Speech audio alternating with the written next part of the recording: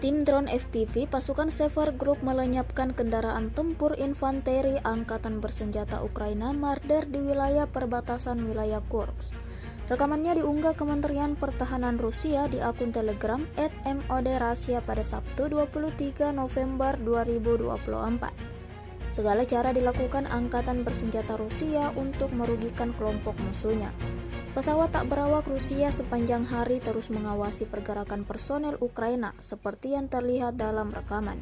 Tentara Ukraina tak bisa menghindar dari pantauan militer Rusia, alhasil terjadi ledakan dahsyat dan personel Ukraina dapatkan kerugian besar.